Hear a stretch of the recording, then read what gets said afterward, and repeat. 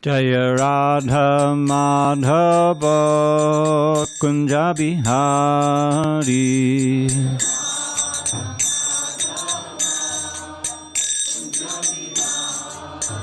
Jaya Radha Madhava Kunja Bihari.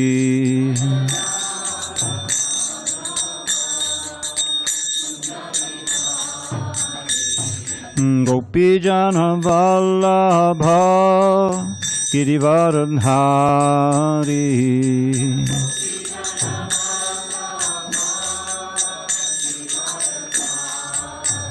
Jai Gopi Jana Vallabha Girivaradhari.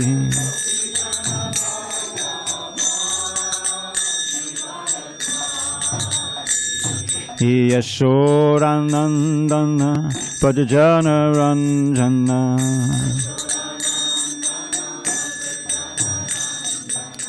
Yashodanandana Pajajana Ranjana.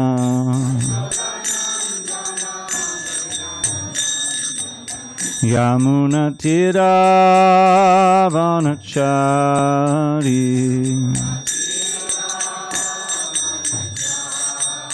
Yamuna Tira Vanachari.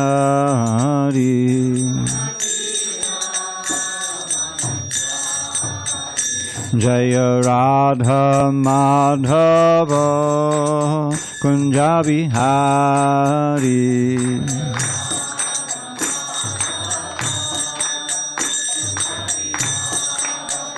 Jaya Radha Madhava Kunja Bihari.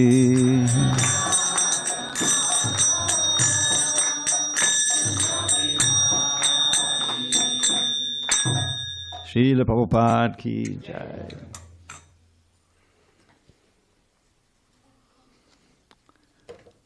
So thank you all very much for coming tonight. I know many of you were here last night, and there are many of you who were here last night and aren't here tonight, and I can understand why. It was a very epic night with Radhanath Swami. Oh, that was Friday, I'm sorry. But still, last all weekend. Okay. So I'd like to read a passage from the Nectar of Devotion. How many of you are familiar with that book? Okay, very good. So you may remember when you started reading Nectar of Devotion, and you read the preface, hopefully, and there was some very wonderful passage in there, a whole paragraph, which kind of sets the whole tone for the Nectar of Devotion and for the whole process of Bhakti Yoga. So Srila Prabhupada writes, our loving propensity expands just as a vibration of light or air expands, but we do not know where it ends. The Nectar of Devotion teaches us the science of loving every one of the living entities perfectly by the easy method of loving Krishna. We have failed to create peace and harmony in human society. I'm sorry. Let me just put the recorder on.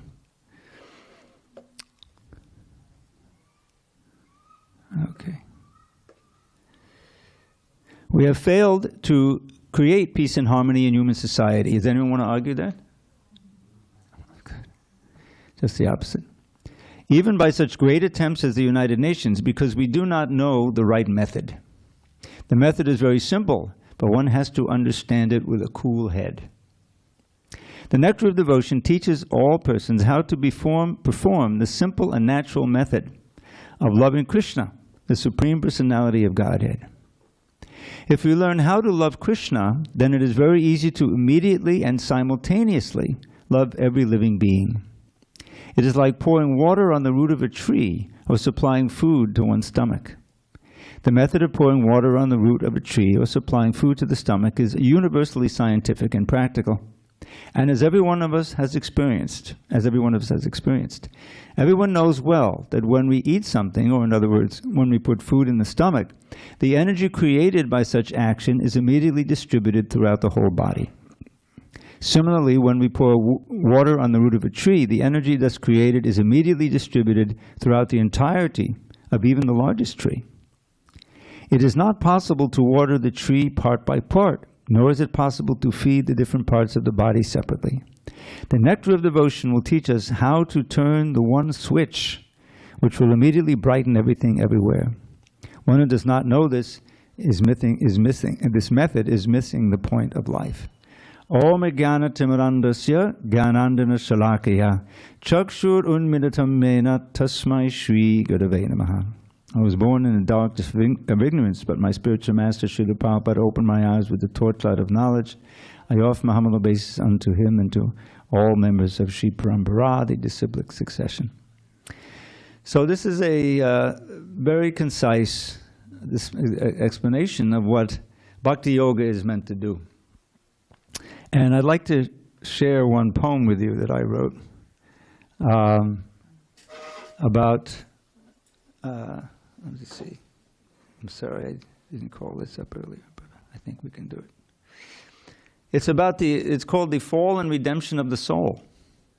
Because what Prabhupada is describing there in that first, in that paragraph near the beginning of his preface, is the universal condition that we find ourselves here in this material world, which is that we don't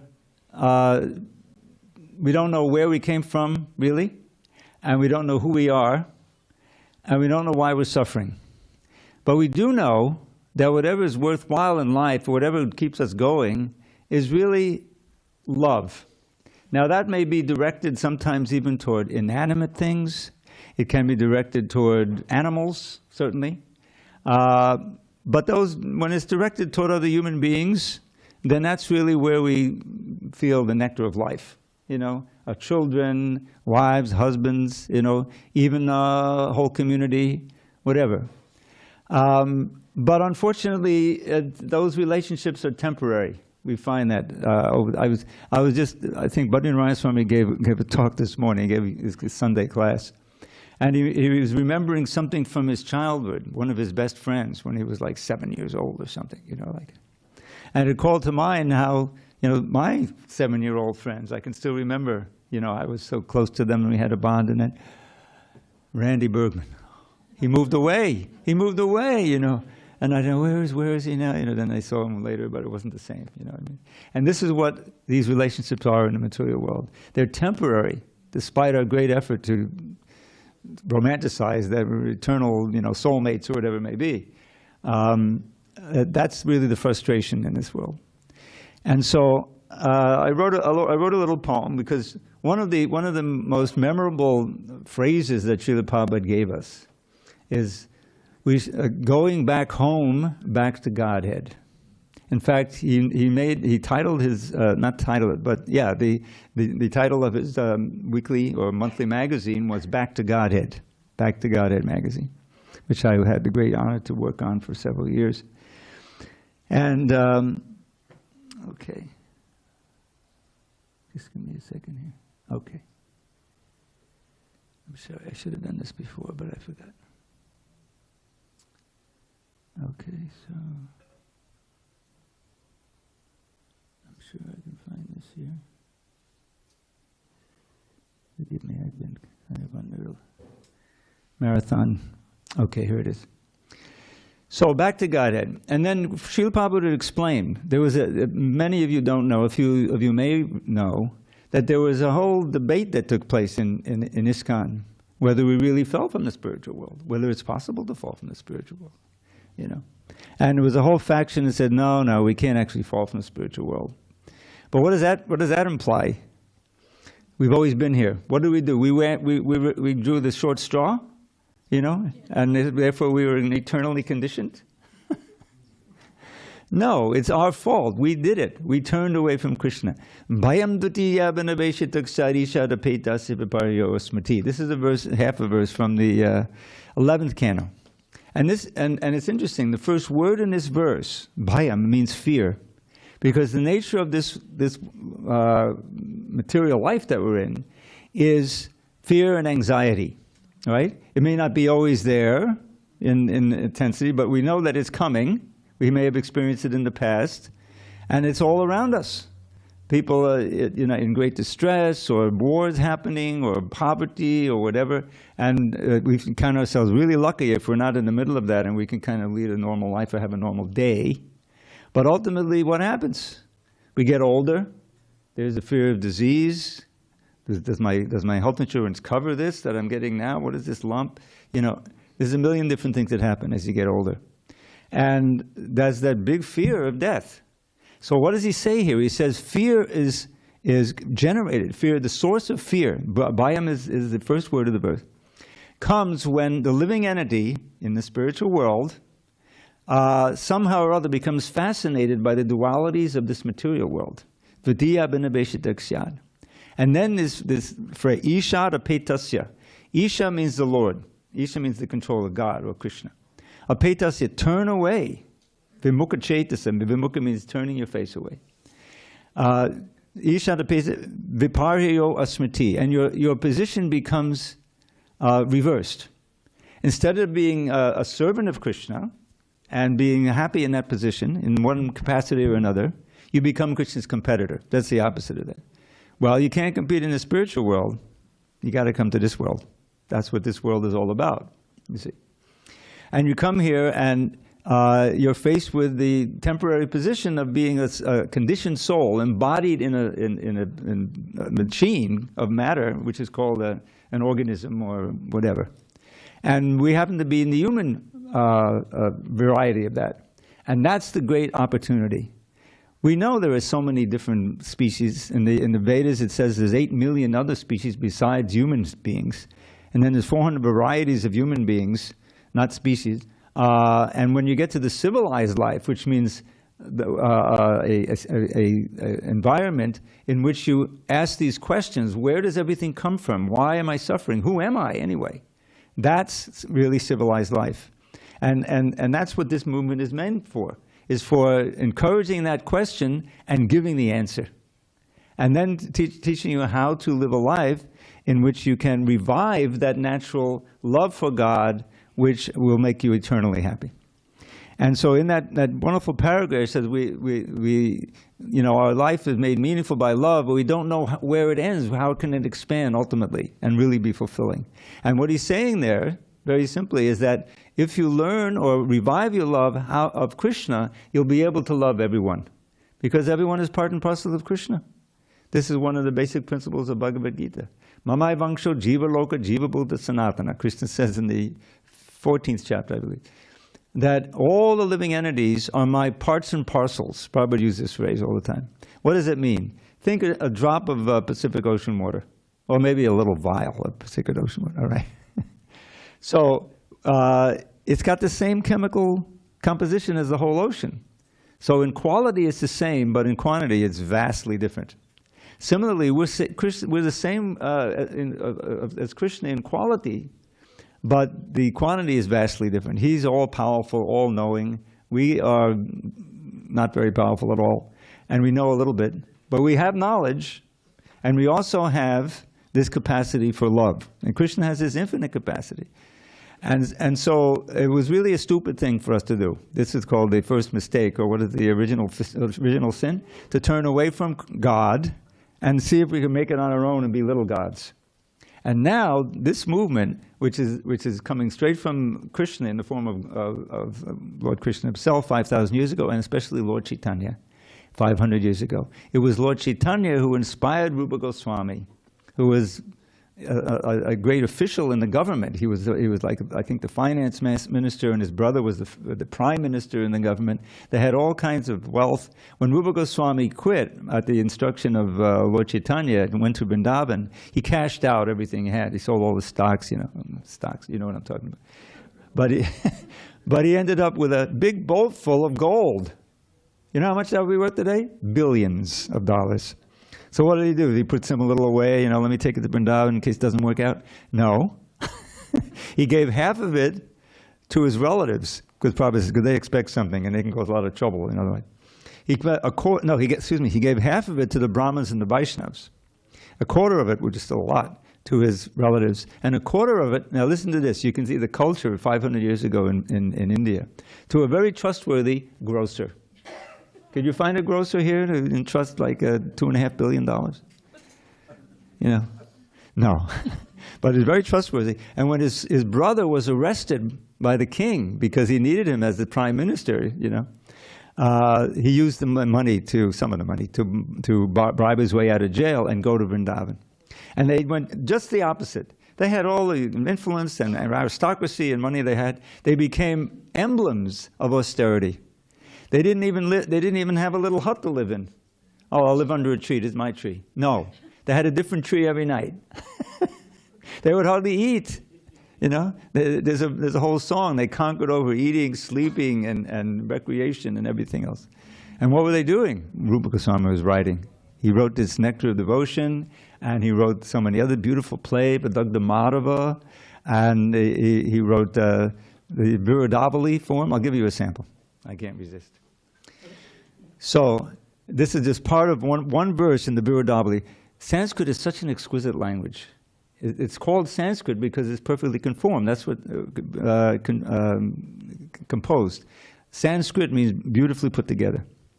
So here's just a few lines from one verse in the Viradavali, which means a series of calling it out to Krishna, you know, and there's always a prayer at the end. Please give me devotional service with it.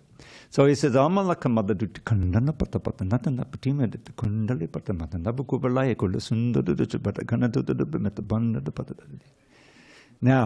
probably want to know what that means. I don't know. I forgot.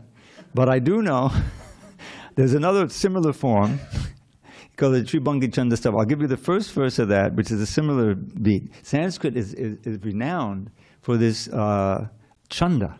You can't do that in English. Can you imagine trying to put something in English together with that beat? So this is the first verse of the Tribhangi Chanda Stava. It's all about Krishna, as all of his poems are. And I put it into a little poem, which I'll give you. So he says, Yamalajana bandhanam ashrita dandhanam higandhana ganalasa badam. Pasupala padandhanam abhasita kandhanam atisundanam adavindakadam. Vadagopa padujana vidachita pujana mudukujana namavenudaram. Smadanama vichakshana makalabalakshana tanalakshana matidakshadam. I guarantee in all of the Sunday feasts we've had for 50, 60 years, no one has chanted that verse. So, again, it's evocative. It's all evocative, and so he said, "You broke the two." Some of you may know these pastimes, so I'm not going to explain each one. You broke the two Yamalajun trees. You loved to delight your pure devotees. You crushed the pride of the Kali snake with your prancing dance in the Yamuna lake.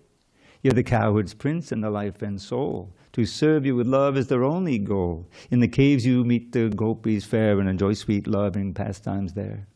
You're dashing, clever, and most debonair. Your lotus hands give blessings rare. To worship you again and again is the way of the wives of the cowherd men. When the gopis hear that flute you hold, their passion grows 1,000-fold. Of amorous joking, you're the king. Indeed, you're skilled at everything. And then there's 4 more verses like that. If you want to know other 4 verses, it's going to cost you. You have to write me an email, and I'll send you all my poetry in which you find it. Dravida 108. Dravida 108 at Gmail. Now, this is the poem I wanted to recite because I can explain each verse. And it describes the fall and redemption of the soul. So listen up. Where Krishna lives, felicity abounds. With pure simplicity and loving sensibility, all serve him with humility. But when the living entity rejects his true identity, and out of sheer stupidity surrenders to cupidity, he loses all sagacity and with it all capacity to understand reality or curb his sensuality. Abandoning humility, he touts his own ability, forgetting his fragility and fortune's volatility. Immersed in asininity for what seems an infinity of lives devoid of piety, he suffers in anxiety till contact with God's devotee, perhaps of utmost brevity, awakens his affinity for words of the divinity. Perceiving the futility of all his imbecility, the soul regains his sanity and casts away his vanity. Endowed with new humility, he serves with all ability and growing spontaneity his guru and the deity. Regaining his identity, the wayward living entity returns to the fraternity of Krishna for eternity. Now this is the Hare Krishna movement in a nutshell. So I'm going to go through each one of these and explain it in the Shastra. First of all, where Krishna lives, felicity abounds with pure simplicity. Now, our wonderful books that Srila Prabhupada put so much effort in to translate and present to us describes this world most extensively in Kṛṣṇa book, really officially entitled Krishna, the Supreme Personality of Godhead. Now, having worked on the production of these books for over 50 years, there's always a history for each book. So, Srila Prabhupada started the movement in 1966, and actually everything it was telling the devotees, the new devotees there, was new to them. You know, the whole Bhagavad Gita as it is, what it really means. Some of them were familiar with Bhagavad Gita, but the meaning of Bhagavad Gita, which is ultimately Bhakti Yoga and nothing else. And then, of course, it started with Hare Krishna. Mostly he was just chanting Hare Krishna and talking, because there were no books at the beginning. And of course, prasadam. He was cooking for them, and that was a big attraction, you could imagine.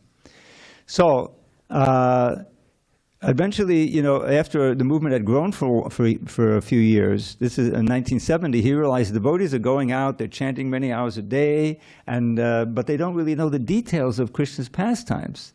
They don't know that much about Krishna himself. So he stopped doing the Bhagavatam in the official way. You've seen, the Devanagari script that hardly anyone can read, certainly Westerners, and then the transliteration so you can pronounce it. Otherwise, I could never pronounce these things. And then word by words. All of this adds a lot to the volume of the book. And then, of course, the translation and the commentary, the purports, So Kṛṣṇa book is what he would call a summary study, which is what the Nectar of Devotion is. You won't find each verse of the Bhakti Rasamrita. Oh, that's also available too, if you're interested. I can send you that. But Prabhupada's, summary study, kind of a quick translation and his commentary first. So he did that with the Kṛṣṇa book, which consists of the 10th canto of Srimad Bhagavatam. The whole 10th canto. There's 90 chapters. And Srila Prabhupada spent hours and hours and months actually in LA Temple in 1970. And he would send the tapes back to Boston to be transcribed, and then that would be edited, and they would send the tapes back. He was so frugal, but those tapes alone we have, all because Jadharani, bless her heart, she was the first artist. She was busy in Boston painting. She wanted to hear the Leela when she paints, and be inspired, it was very. So she had him turn them into the regular. Remember the old cassette tapes? I don't know if most people are young enough to hold them. So anyway, and then they would send them back and probably record over the originals, but they were there in copies. So we have those, most of them. Anyway, so that's how this book came about, and partially because of that, Prabhupada didn't have time. It took him maybe a year to do that, to really finish the 10th canto. He got through 13 chapters. But in that Kṛṣṇa book, you read, because when Krishna came 5,000 years ago, he brought like a replica of the spiritual world, of Goloka Vrindavan. So there's Boma Vrindavan. You can go to Vrindavan today. Now you can't see Krishna performing his Leela there, but the same things were going on there. He had his Leela with his parents, and with his friends, with his servants, and with his lovers, So that's we can learn about that by going there. It's very important. So the felicity abounds. And we can find that description, happiness. And with simplicity, life is simple there. It's all this, everyone is completely in love with Krishna. And they, like the gopis, when he takes the cows out, to the fields in the day, they spend all day pining for him. Oh, they can't see him. So that's separation. And that separation mood is the most intense mood. Then when he starts to come back, they have this thing on the top of the roof, just like they have in Boston, or where the wives would look to see other husbands coming back in the boats. What do you call it? It's called the Widow's Walk. Widow's Walk. Well, yeah, it's not called the Widow's Walk in Vrindavan, but it's the same idea, is that we can see Father. And then they say, oh, look, that looks like it's a dust storm. That looks like the cow's dust is coming. He's coming. Do you hear the flute yet? Oh, God, the flute. So this is, every day it's like that. So felicity abounds. Everyone loves Krishna. Krishna loves everyone. And with simplicity and loving sensibility, they serve him with humility. Everyone, is focused on Krishna. But then, and this is how we all got here, and it's not just us, it's all the billions and trillions and quadrillions of other living beings. I like to point out, you go to a lawn, of course here it's probably AstroTurf, but if you go to a place where you can have, there's some lawns, you know, and every single one of those blades of grass is another living entity. These tall trees here, you know, I was amazed when they came, because back in Miami, where I lived for 6 years before I came here, we'd have the regular size, you know, coconut trees. I don't know if there were any coconuts on them either. But still, these are special, like sentinels, you know. And they haven't moved since I got here. You know, these are living entities, and they're just living out their life as trees because of karma from previous life. So, but in the spiritual world, all the trees are fully conscious. And as described, here's another verse for you.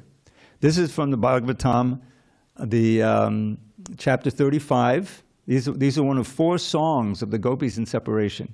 Beautiful Sanskrit. So this is one verse. This is also from it's repeated or quoted in the Chaitanya Charitamrita.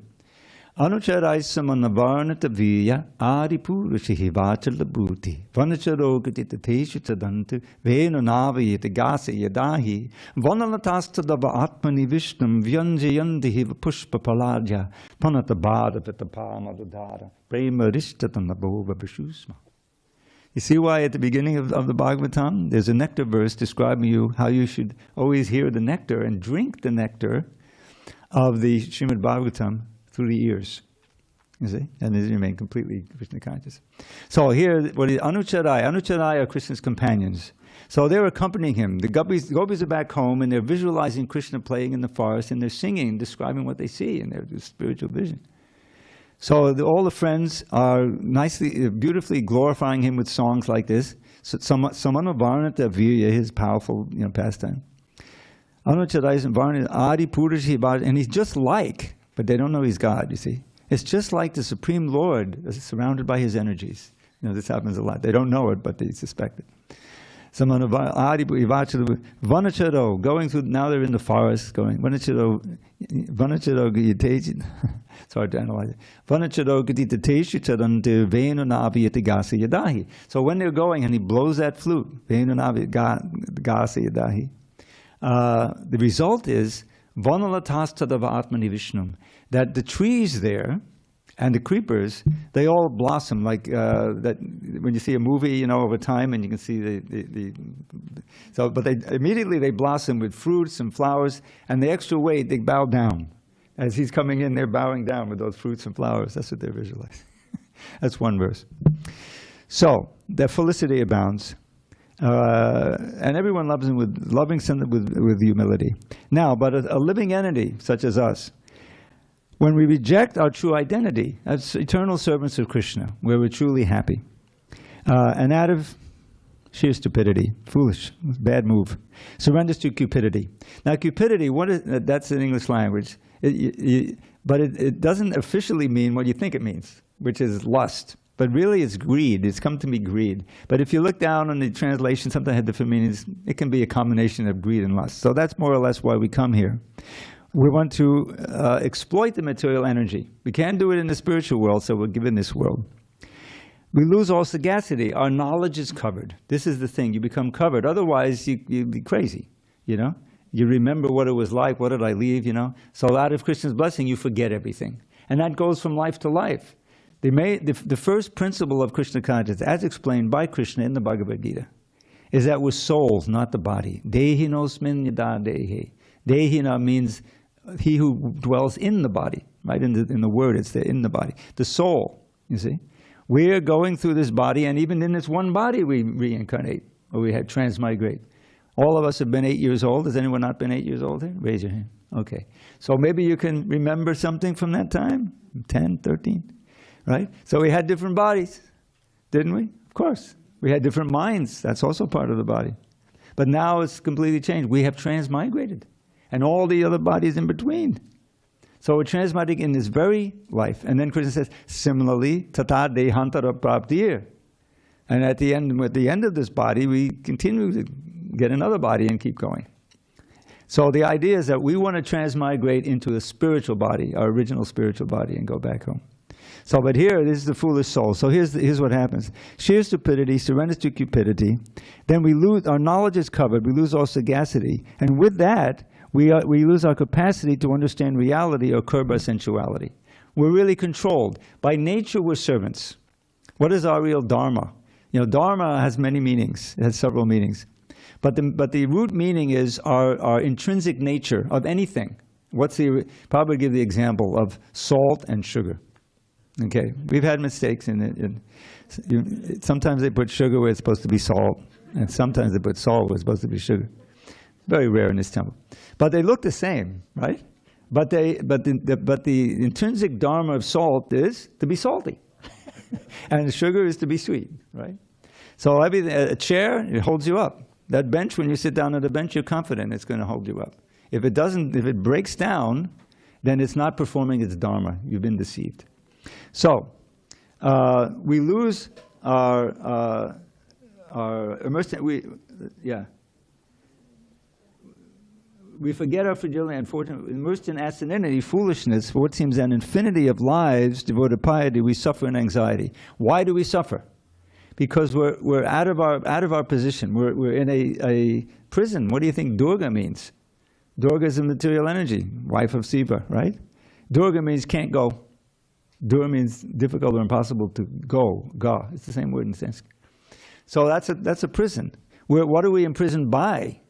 We're imprisoned by these material bodies and the attraction that we inherently have. The senses are pulling us here and there. I want to eat this, I want to touch this, I want to hear this, I want to see that.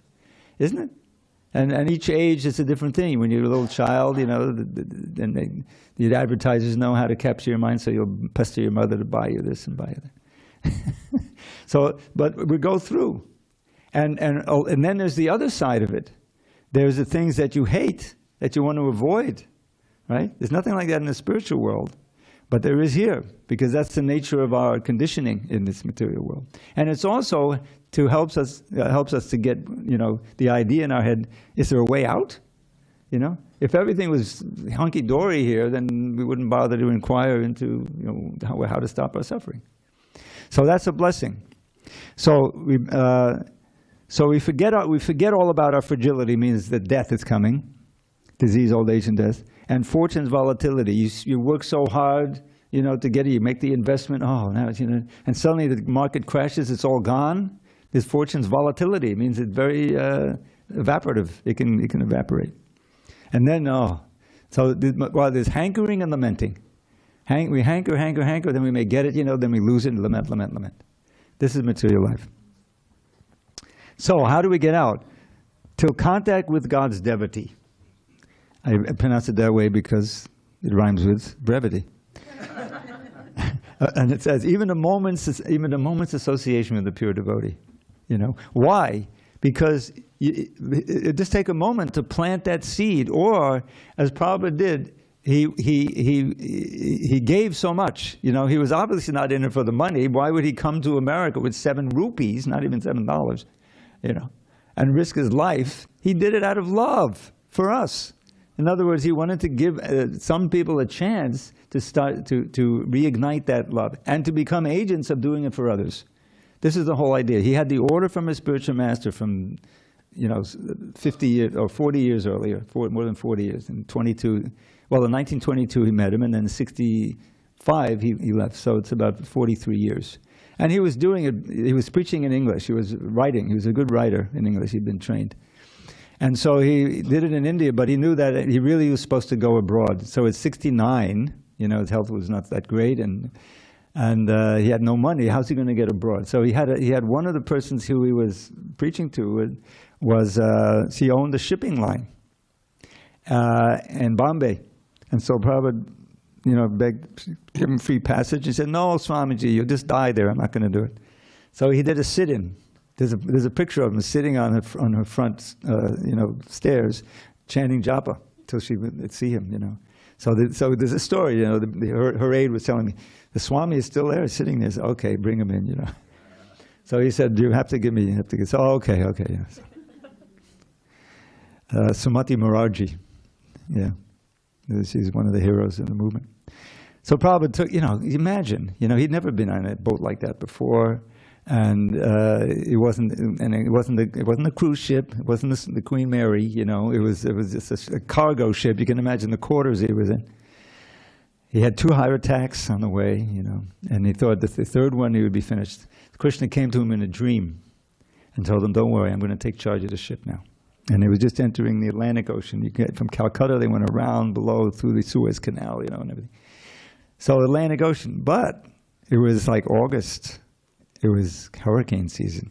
Now, I lived in Miami for 6 years, and when hurricane season comes, that hurricane can come, but it can also go right into it can cause havoc, you know, shipping. So there he was. But unlike all the other crossings, it was just like a lake. She said at the end of the trip, the wife of the captain, she was with him, she said, "Swami, can you come back with us? Because, you know, we've never had a crossing like that." So Krishna, he made the arrangements. You can see, you know, helping Prabhupada. And the story, you can read it in the Lilamrita, which is multi-volume, or there's a nice condensation, Prabhupada, read the story of how he came. So then it changes. Till contact with God's devotee, perhaps of utmost brevity, awakens his affinity for words of the divinity. Now this is an essential aspect, is that our life is full of words. You know, we're speaking things, we're hearing things, and this is really a good. As human beings, it's a very essential part. So there's so many words, and there's so many things that are covering Krishna. But Srila Prabhupada came to give these shastra, these scriptures, beginning with Bhagavad Gita and Srimad Bhagavatam, Chaitanya Charitamrita. These are all essential bhakti shastras. And if you become interested in the words of the divinity, then you have the book to read. Nectar of Devotion, you have Bhagavad Gita, and most of you have at least one of Prabhupada's books. So if you become interested, and you also take advantage of the temple environment and associate, because the association is important. Come and chant, you know, and then here we have Monday, Tuesday, Wednesday classes at 7:15 in the evening. You can get them on YouTube. I don't know if they also have advertisements in the middle of them now. Oh, God. Anyway, but they're available. There are literally hundreds of classes on there. I highly recommend Rajendra Nandan Prabhu's classes. He was very advanced, and he passed away, I think, just before actually right after the pandemic started. But he gave some beautiful, beautiful classes, and Narayan Swami's classes, and so many classes. So you become interested in the words of the divinity, and then if you have the right association and you cultivate that knowledge, then let's see. And then by that, perceiving the futility of all its imbecility. And you realize, oh, I really made a mistake. Now let me, do those things by which I can get back to Godhead. And so, the soul regains your sanity and casts away the vanity. The humility is very important. In the Bhagavad Gita, in chapter 13, beginning text 8, Krishna gives 4 verses. Is it 4? I think it's at least 4. Outlining elements of knowledge that are necessary. And the very first one is amanitvam. Amanitvam, adambitvam. These two. Amanitvam is humility. We have to recognize, I don't know what's best for myself. On my own, I'm just going to get myself more entangled in this. So let me read this book that I got. As soon as you open a book by Srila Prabhupada, you're associating with him. You open the Bhagavad Gita, you get to hear Krishna's very words. And you can even do the language, even imperfectly. By the way, if anyone wants a recording of the whole Gita, either with the purports, or I just did one that has the verses and the translations, just write to me, Dravida108, Gmail. It's all free. Yeah, you can hear the word, the pronunciation of the Sanskrit. I kind of cultivated it over the years. So then what happens? Awakens his affinity for words of the divinity. Then, perceiving the futility of all his imbecility, the soul regains his sanity and casts away his vanity. And then the final verse, or 2 verses, endowed with new humility, he serves with all ability and growing spontaneity his guru and the deity. Now, why spontaneous? Because this is a natural thing for the soul. It's just like in the body and soul, we spontaneously, if we're hungry, we spontaneously know where to open the refrigerator. In other words, the desire is there and it produces action.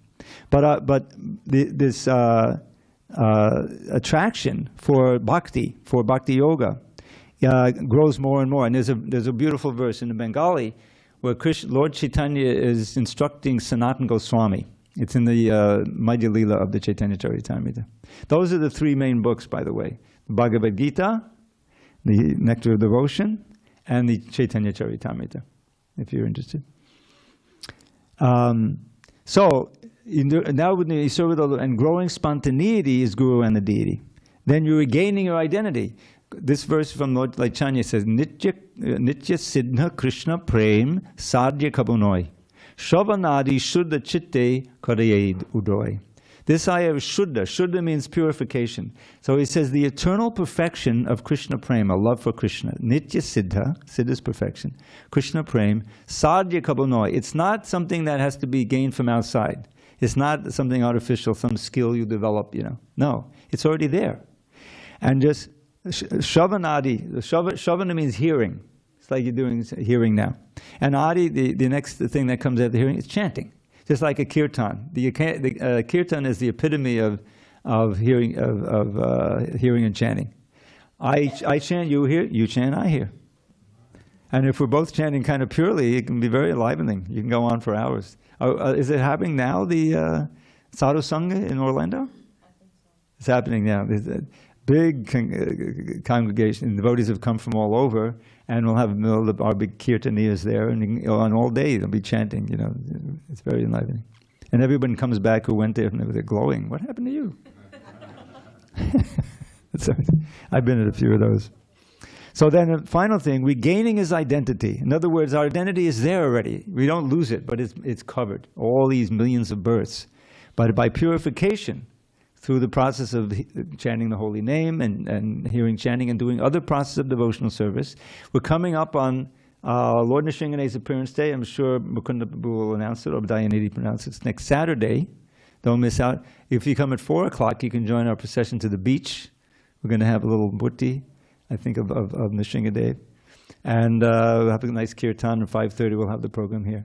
So it's Nrsingadeva, but when you read the pastimes in the seventh canto of the Srimad Bhagavatam, there's a whole lot more really about Prahlad. Prahlad is as much a hero of it as Nrsingadeva is. He and his prayers. There's beautiful prayers, and he's the one who spoke the verse to his father. Talk about speaking truth to power. Just imagine this huge demon, Every demonic quality that you may know is compacted in this big demon named Hiranyakashipu. His very name, gold and soft bedding. And Prabhupada says when he in one lecture, and the bed companion, This is all he thought about, And he became so powerful by his austerities that he was ruling the whole universe, really. So he has this son. He doesn't know he's a devotee. That's the whole story I won't tell you. But he was instructed in the womb, and he didn't know he's a... So he has, Prahlad, what did you learn today? So first Prahlad, he expected to hear some Machiavellian trick that he learned, how to conquering demonic education. No. So he says, Tat Sauramanya Sudabhaya Dehinam Sadasam Buddhigna Dhyama Sadgrahat Hit Vatmapatam Griyamandakupam Vanam Gatoya Dharimashrayeta. Talk about truth to power. He's this little boy, 5-year-old, very fragile. But he didn't, his father's a big monster. We don't keep the picture. Some temples have the picture of him ripping apart Hiranyakashipu. Have you ever seen that? It's a little bit striking, They have it in, I think they still have it in L.A., but Maharaj didn't want it up here. Too shocking. You have to spend half your day explaining it to the guests. No, blood everywhere. He got his intestines around his neck. Yeah, please don't leave now. So anyway, I can't resist. There was a devotee in Brooklyn when I joined. There's 73 now, and his name was Antamali. No one knew what it meant. We just called him Antamali. That was his name. Antamali is a name for Nrsingadeva. Antar is the innards, intestines. He has a garland of Hiranyakashipu's intestines. Anyway, it's all nectar. Come on. So this verse from Prahlad, he says, the best thing. He doesn't call him father. He says, best of the demons, Asudavaya. He's not afraid. Sadhu, by the way, of course we know what a sadhu means, is a learned devotee. But sadhu can also just mean very good, best. Yes, it has a different meaning. Oh, the best thing, I think, Father, tat sadhu manye asurabhaya. Best for whom? Dehinam, for the embodied souls, who are sada samudvigna diyam asadgahat, always disturbed because they've taken shelter of the asat.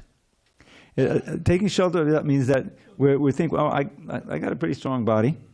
I go down to the yard gym every morning, and I pass it by every morning. I'm doing my japa and doing my morning walk. But there's a whole bunch of pilgrims who come. 6:30 in the morning they're coming. You have to be over 20 and under 30. I've never seen anyone who, there's no old person in there, and there's no kids in there. Anyway, I won't get into that. So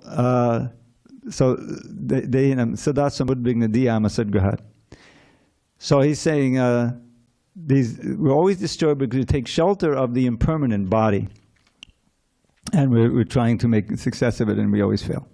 So always udvigna, disturbed. So what's the solution? Hit vatmapatam. Give up this materialistic life, which is like a dark well of ignorance, you see. And then go to the forest and take shelter of Hari, Krishna.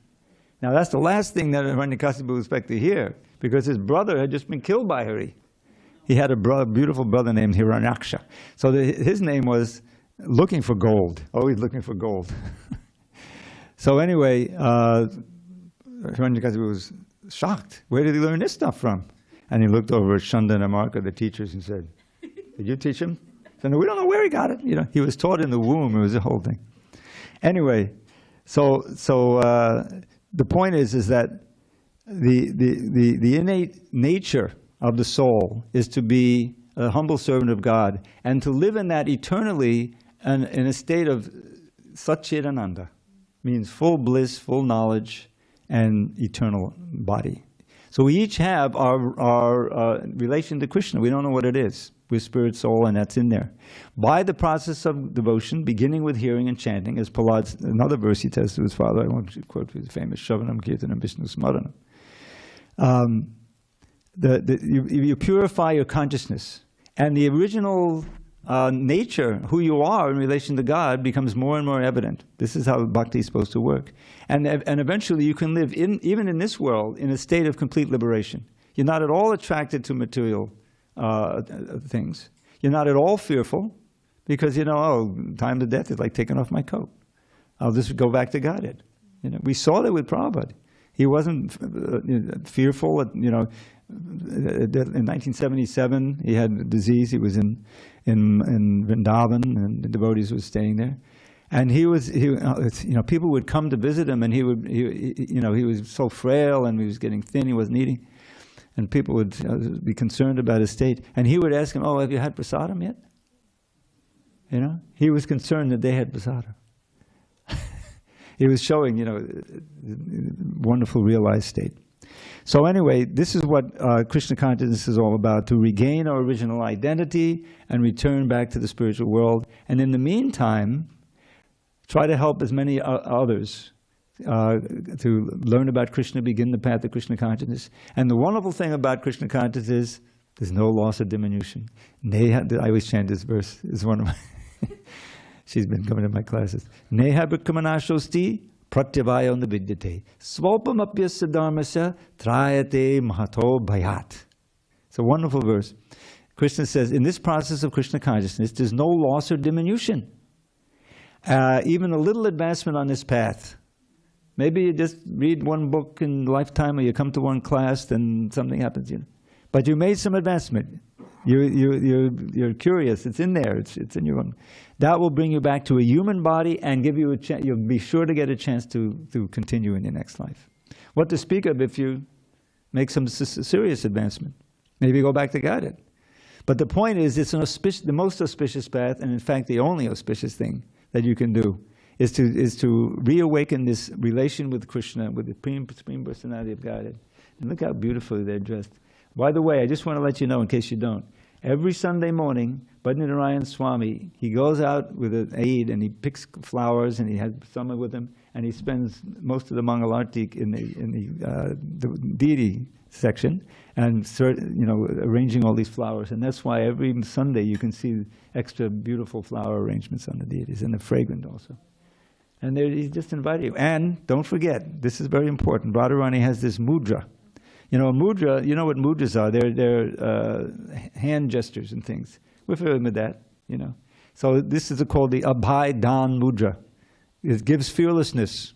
She's implying there, she's communicating, just serve us, just glorify us, surrender and love us. Everything will be fine. Don't fear, don't worry, everything will be good. You can see she's doing that. So that's one. So Krishna has come in that form. He's also there on the altar. But most importantly, come as the holy name.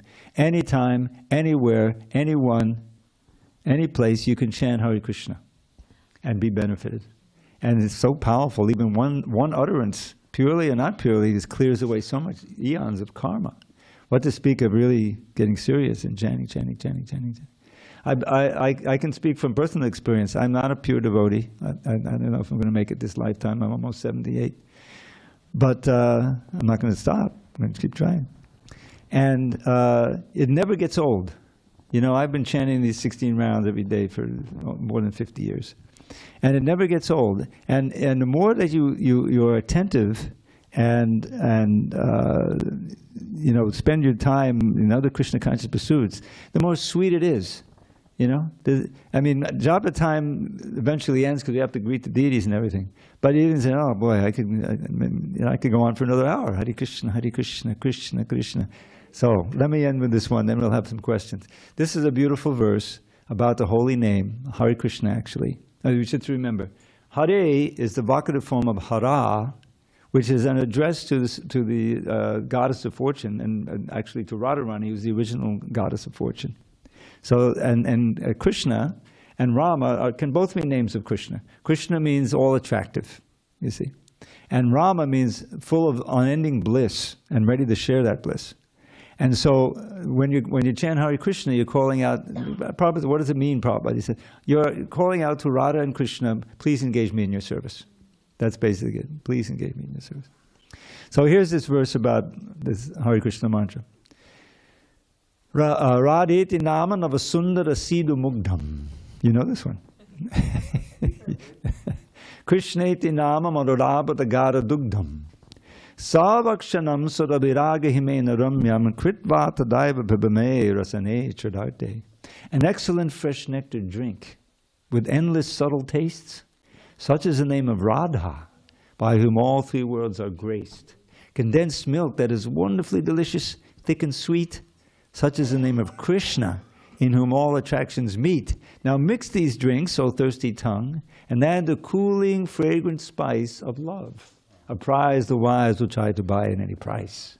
And then at every moment drink this beverage most fine, and make my heart supremely blissful, peaceful, and divine. There it is. Remember, Dravida108 at Gmail. I'll send you my poetry. That's in there with a whole bunch of others too. I'm sorry? I have a recording. I'll send you a recording too of all of the poems. The sound of your voice is amazing. Okay, don't, because then I have to put this in. All right, any questions, comments? Go ahead, Guru Krishna. Okay, so you mentioned that it was our decision to come here from the spiritual world. Yeah. And it's our fault that we're here. And I fully invest in that conclusion. But then you also mentioned the 7th canto, and there's a group of people that they call us the fall bodies. Uh-huh. We're the ones that believe that we fell. No, we believe that we fell. There are no fall bodies. Yeah, we're the fall bodies. They're the no fall bodies. Yeah. So, but anyway, in this, I was just hearing this today in the 7th canto. This is where they get one of their little nuggets. I know. And probably better than I do, being the editor. So it says that Prabhupada, it concludes that so therefore no one ever falls from Vaikuntha. Yeah. And it was the whole, Jai Vijay pastime, right? Yeah. So, how could Srila Prabhupada preach for 12 years and in so many places And his books say, you know, we fell, and there's Back to Godhead magazine, but then there's these little passages sort of indicate otherwise. So, yeah, it can be a little confusing, but I don't know. It could be that the vast, as he often says, the vast mass of living entities are always there. They're still there. They don't fall. We're in distinct minority. So, in that sense, when you look at the big picture, no one falls. But in one sense, there's another thing here. We fell from the spiritual world, and also don't forget. Ainandatanu jikinkaram patitam mam vishame bhavam buddho kripayata vapara pankajan sitajuli sabachang vichintaya. Lord Chaitanya in his Shikshastika, and he's Krishna himself, and he's now taking the role. He's teaching us how to pray, right? He's not obviously fallen from the spiritual, but he says, "I'm sorry, I'll have to give my little poem. Your servant for eternity, I lost my true identity and fell into this horrid sea of birth and death, O Lord. Ananda's son, please hear my plea. By your sweet grace, consider me a speck of dust upon your lotus feet forevermore." So there he says, patitam. Patitam means fallen. That's Krishna himself. So yeah, there's one more thing since we're on this subject, then we'll end because it's 7 o'clock. And this subject also came up when Prabhupada was on the planet. And Marudvish Swami, at the time, he wrote a letter to Prabhupada because he was very deeply involved. I think it was the GBC for Australia. And one of his temple presidents, maybe Melbourne, I think, or Sydney, he had been reading Prabhupada's books, and is it in the Nectar of Devotion as quoted? Or another, no, not the Nectar of Devotion, maybe Ishapanishad, where there's a quote from Jiva Goswami that seems to indicate that we came down from the Brahman effulgence, And so he was advocating that, no fall, we never was in the spiritual world. Anyway, Maradvish, he wrote to Prabhupada to please write something definitively to solve all this that we can then send around. And he did. He dictated an essay, and he attached it to, then he had it transcribed and edited, and sent it along with a letter. There's no email in those days, physical letter, to Maradvish. And that letter is in the letters book. It's in the database. And there Prabhupada explains that falling is more like falling asleep. We're sleeping. We're dreaming all of these different things. But we're not in our relationship with Krishna. We've forgotten all that. So, but then the key sentence in there, in that letter is, once we were with Krishna in his lila or sport. Because some say, oh, we were just in the Brahma Jyoti. No, we were in the lila with Krishna in his lila or sport. You see? And there's also another passage in the 4th canto that's very, describes it in great distinction, the distinctive thing. So, if some I can point you to that passage too, and it's the overwhelming amount of evidence is that we fell, And I wish I had enough together to write Prabhupada a letter at the time. Well, what does this mean? And it says, we never fell from this. So, but there was so much more evidence on the other side, and so that's what we embrace in this. Hare Krishna. Makes sense. Otherwise, what do? We do the short straw. We've been here eternally, and so that doesn't make sense. Hare Krishna. Chatura. Thank you. Wonderful class. Thank you so Krishna. much. It's also wonderful to know that when we get back to the spiritual world, we don't have to come back here. Yes, yes. And Krishna says that several times. Yat gat vana navartante tadhama padamang mama. That's one of his famous ones. Once going there, you never come back. And people, devotees asked Prabhupada about that, and he said, yes, I think he quoted once burned, twice shy. There's like a British thing, once burned. He used that for the kids. A little kid doesn't know, he wants to touch the fire, and I said, no. He says, okay, go ahead. Boom. Ah! Never again. He never does that again, right? We know. Okay. Nidhi, you there? Prabhuji, do you have your flute today? I didn't have the flute. You might remember that usually I'm in the audience with the flute and you're sitting here. So I didn't bring the flute. But I had flute-like verses that I chanted. Yeah. Yes, oh, you did, okay. Thank you so much.